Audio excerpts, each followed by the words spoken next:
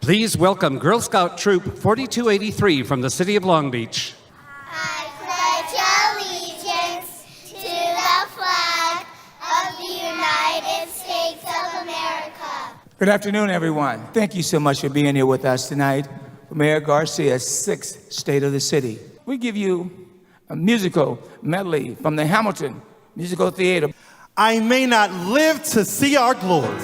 Raise a glass to freedom. Sir, I'm Alexander Hamilton. I'm at your service, sir. While we're talking, let me offer you some free advice. Talk less. Wait for it. Wait for it. Gentlemen, please welcome the Mayor of Long Beach, Dr. Robert Garcia. Hey everyone, I hope you all enjoyed tonight. All of what we know today as Long Beach was part of the Spanish Empire.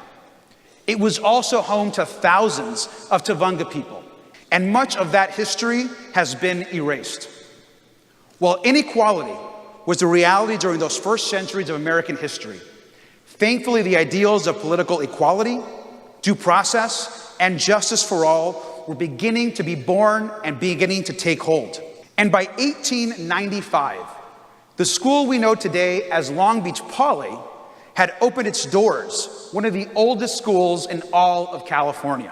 In 1888, Long Beach was born and finally incorporated in 1897. Long Beach, like the US Constitution, only succeeded on its second try. From 1901 to 1910, Long Beach was the fastest growing city in the United States. In the midst of the Roaring 20s, a major Long Beach institution was founded in 1924, Joe Jost's. And in 1927, an even more important institution was founded than Joe Jost's, Long Beach City College. Soon after Beverly's birth, in 1933, we suffered the darkest day in our city's history. A major earthquake took more than 100 lives, destroyed hundreds of buildings, and did millions of dollars in property damage. But we survived, we adapted, and often we led. We not only welcomed the coming of flight, but we became leaders in aeronautics and aviation. At the dedication of Daughtry Field in 1920, Amelia Earhart decided to become a pilot. When Douglas Aircraft and Boeing came into the scene in the 1940s, Long Beach became home to a booming aerospace industry. We adapted to a booming oil industry. We embraced the establishment of a California State University in our city. We saw the rise of racism in our public schools and the fights against desegregation. And in 1953, the president of the Long Beach NAACP, Mrs. J. Garland, advocated before the Long Beach City Council to defend the need for public housing, just as African Americans were being redlined in our city and denied the ability to generate wealth. In the mid-1970s, Cambodian refugees began arriving in Long Beach looking to escape a horrific genocide and to start a new life. Now, Ernie Kell was both the last mayor selected by the council and the first mayor elected by the voters. And Beverly O'Neill helped us transition from a Navy town that was losing hope to a modern American metropolis. But now, it's 2020, and we've changed. It's the start of a new decade, and I'm proud to report to all of you tonight that the state of this city is strong. Streets and sidewalks are being fixed at a record pace. Our downtown skyline is being transformed with billions in new investment. We're building over 4,000 new homes across Long Beach. Tourism brings in $1.8 billion each year, in large part, $1 million each year, in large part thanks to our Convention and Visitors Bureau. The unemployment rate has dropped to its lowest average ever. So we as a community are booming. We trimmed more than 22,000 trees. We repaired more than 22 miles of sidewalks and 85 miles of streets. We filled more than 35,000 potholes. We moved 1.2 million square feet of graffiti. We constructed 630 ADA access ramps. 1.1 million items were checked out from our libraries, and 45,000 bicycle trips were made through our city's bike share program. Now, we did all of this while balancing our budget and maintaining a stellar AA credit rating. And over at Long Beach Animal Care, we ended the year with the highest number of adoptions and the lowest level of euthanasia rates in a decade. And in 2019, just last year, we ended the year with 2,300 violent crimes. Today, we average about in the 30s a year. And just last year, we suffered a horrific mass shooting incident and the tragic loss of the Ueda family, crimes that affect us as a community. In 2019, this city saw a reduction of overall crime by 5% since 2018. Crime is declining due to many factors beyond policing, including a healthy economy, strong after-school programs, and the efforts of countless people and organizations. In 2019, for example, we established a new task force that removed over 1,000 guns off the streets. We graduated 50 new recruits from our academy, making our force more diverse than at any time in our history. And by this summer, all of our police officers will have active body cameras. And our officer-involved shootings are also down dramatically to their lowest level in 10 years. In 2019, 24 new recruits graduated and joined our department ranks. And our lifeguards in 2019 assisted 5,000 swimmers. We expect to open Community Hospital back this year. And thanks to Measure A, the sales tax measure voters adopted in 2016, we continue to make historic investments in public safety and infrastructure. We reopened our Police Department South Division and made upgrades to our police academy. We've made critical improvements to Fire Station 1, Station 7, Station 9, 10, 14, and 17. We also restored a paramedic unit to Fire Station 12 in North Long Beach and restored engines to Fire Station 8 in Belmont Shore and Station 17 near the traffic circle. Now, Measure A is the largest infrastructure investment plan in a generation. We've repaired streets and sidewalks in every part of the city. We have added over 50 miles of bike lanes. We built or made repairs to 22 parks throughout the city. We installed 8 new playgrounds. We've upgraded 12 water and storm drain systems. We've enhanced 10 libraries. And we've built 6 mobility projects. Since 2016, we've invested $110 million in our city's infrastructure, and we're just getting started. Today, Virgin Orbit, Spin Launch, and Rocket Lab all call Long Beach home. In 3 years since the opening of Virgin Orbit, we have created one of the largest satellite space ecosystems in the United States. From 3 million passengers in 2010 to nearly 4 million in 2019, bringing with it $8.6 billion in economic activity annually. We've seen container traffic rise by 21% since 2005, while at the same time reducing greenhouse gas emissions by 18% and diesel particulates by 88%. And this year, at our port, we will open a new international icon to replace the old Gerald Desmond Bridge. Our new bridge will be the tallest structure in the city at 515 feet and an icon for Southern California. Recently adding 17 battery electric buses to an already existing fleet of 10 electric buses. We now have 80 certified blue restaurants.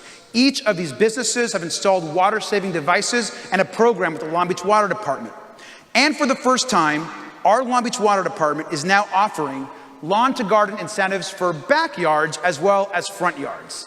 Cal State Long Beach, or Long Beach State, is now the 7th most applied to university in the United States with over 100,000 applications each year. 14 classrooms have already been approved to be built at Long Beach Boulevard and 5th Street, with new student dorms and faculty housing also in our future plans. The modernization of both the East Side campus, the Liberal Arts campus, and the Pacific Coast campus continue to move forward.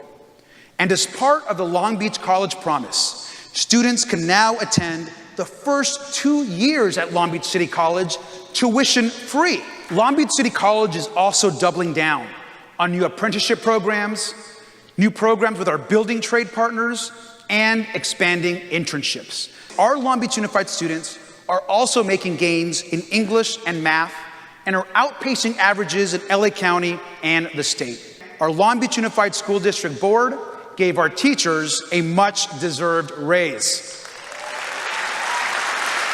2020's most important new initiative, the census. We have to make sure that every single Long Beach resident is counted. If we don't count everyone, and I mean everyone, we will lose out on public funding for schools, housing, healthcare, law enforcement, and other critical needs.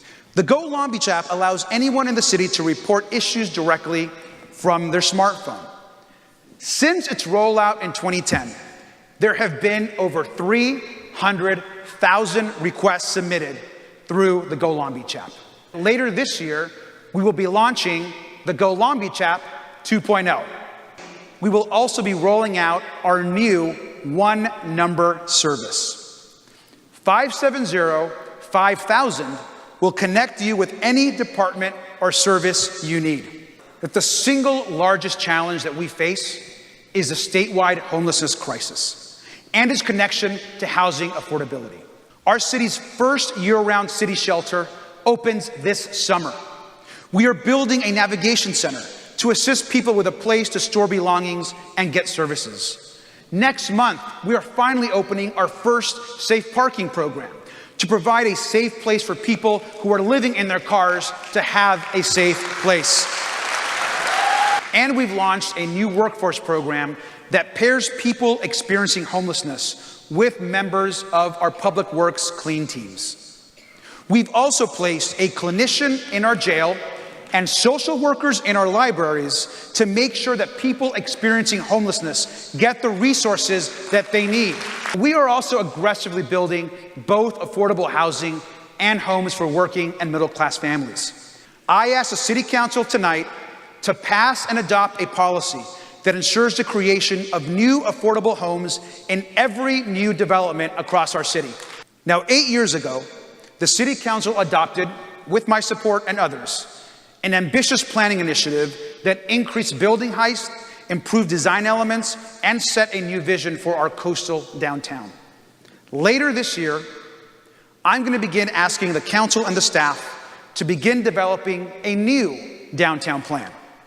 One that includes even more density and taller buildings, climate-resilient structures, more incentives to build, protections for labor and workers, also protections for low-income residents, and centered around our new downtown Long Beach State campus.